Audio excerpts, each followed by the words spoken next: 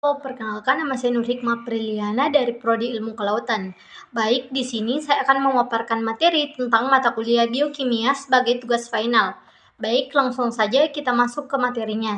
Yang pertama yaitu pengertian dari lipid, di mana lipid adalah kelompok molekul alami yang meliputi lemak, sterol, vitamin yang larut di dalam lemak. Fungsi biologis utama dari lipid yaitu untuk menyimpan energi, berperan dalam sinyalan, dan bertindak sebagai komponen pembangun membran sel. Lipid dalam 3 golongan besar yaitu lipid sederhana atau trigliserida, lipid gabungan atau fosfolipid, dan cerebrosida atau asam lemak gliserol dan sterol. Asam lemak merupakan asam organik yang terdiri atas rantai hidrokarbon lurus yang pada satu ujungnya mempunyai gugus hidroksil dan pada ujung lainnya memiliki gugus metil. Asam lemak dibedakan menjadi asam lemak jenuh dan asam lemak tak jenuh, di mana asam lemak jenuh hanya memiliki ikatan tunggal di antara atom-atom karbon penyusunnya, sementara asam lemak tak jenuh memiliki paling sedikit satu ikatan ganda di antara atom-atom karbon penyusunnya. Trigliserida merupakan bentuk dari kelebihan karbon yang tidak terpakai. Peningkatan kolesterol disebabkan oleh makanan berlemak, sedangkan peningkatan trigliserida disebabkan oleh konsumsi kalori berlebihan. Trigliserida terbentuk dari 3 asam lemak dan gliserol. Fungsi utama dari trigliserida ini adalah sebagai zat energi. Selanjutnya yaitu fungsi asam lemak, yaitu untuk melindungi tubuh. Lemak membentuk jaringan adiposa dan membran yang melindungi organ dalam seperti jantung, ginjal, dan hati, di mana lemak ini juga melindungi tubuh kita dari lingkungan luar. Nah, contohnya jika kamu menyentuh tangan atau semua bagian tubuhmu akan terasa empuk, itu adalah lapisan lemak di bawah kulit. Nah, lapisan lemak tersebut melindungi tubuh dari gesekan juga benturan.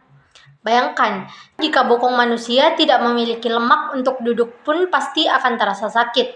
Lemak juga merupakan bahan baku garam empedu. Lemak tidak sehat bersumber dari daging merah seperti daging sapi, daging kambing, daging domba, kulit ayam, minyak kelapa, dan juga produk olahan seperti susu, mentega, krim, dan keju. Adapun lemak sehat bersumber dari alpukat, ikan, tahu, daging ayam, kacang-kacangan, selai kacang, telur, dan juga minyak nabati.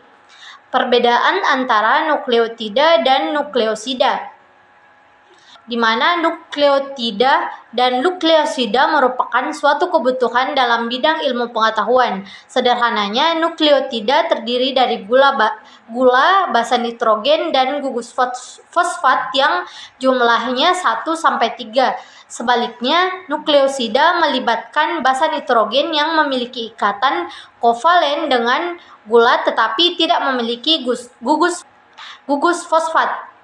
Definisi nukleotida. Nukleotida mengacu pada bahan penyusun dasar asam tertentu yaitu asam nukleat.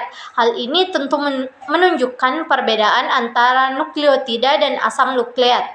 Selain itu, nukleotida melibatkan molekul gula yang terikat dalam gugus fosfat serta basa yang mengandung nitrogen.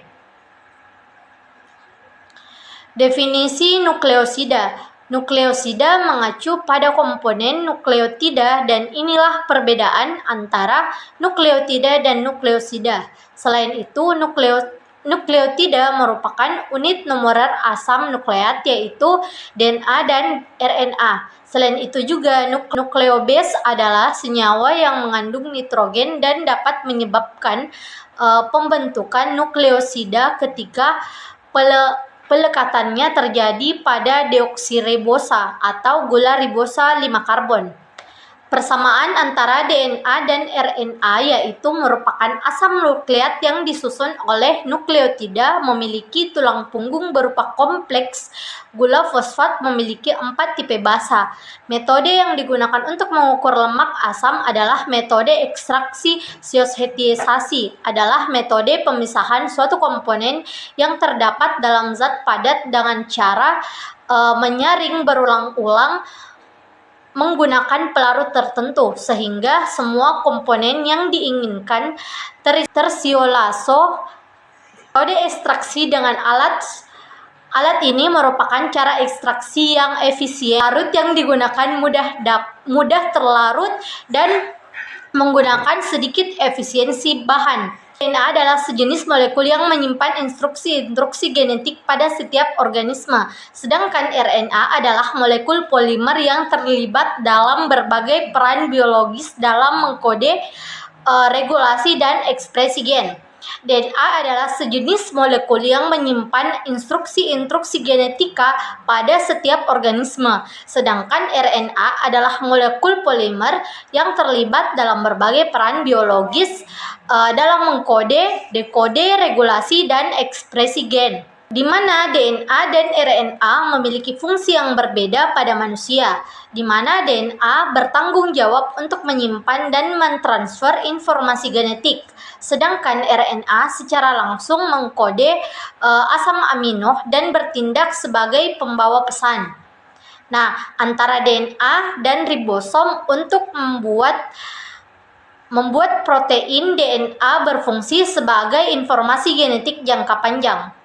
Selanjutnya yaitu persamaan antara DNA dan RNA, yaitu merupakan asam nukleat yang disusun oleh nukleotida memiliki tulang punggung berupa kompleks. Gula fosfat memiliki 4 tipe basa nitrogen. Perbedaan antara DNA dan RNA yaitu DNA berbentuk rantai panjang, ganda, dan berpilin atau double helix, sedangkan RNA berbentuk rantai pendek dan tunggal. Enzim adalah sejenis protein yang ditemukan di dalam sel. Enzim ini membuat reaksi kimia dalam tubuh berfungsi. Fungsi enzim yang ada di dalam tubuh sangat penting, yaitu untuk membangun otot, menghancurkan racun, dan memecah partikel makanan selama proses pencernaan. Enzim diproduksi secara alami di dalam tubuh. Adapun beberapa sifat-sifat enzim adalah sebagai katalisator, bekerja secara spesifik dan bolak-balik, bersifat protein, termolabil, koloid yang dibutuhkan dalam jumlah sedikit, menurunkan energi aktivasi yang juga tidak menentukan arah reaksi. Sekian dari saya. Wassalamualaikum warahmatullahi wabarakatuh.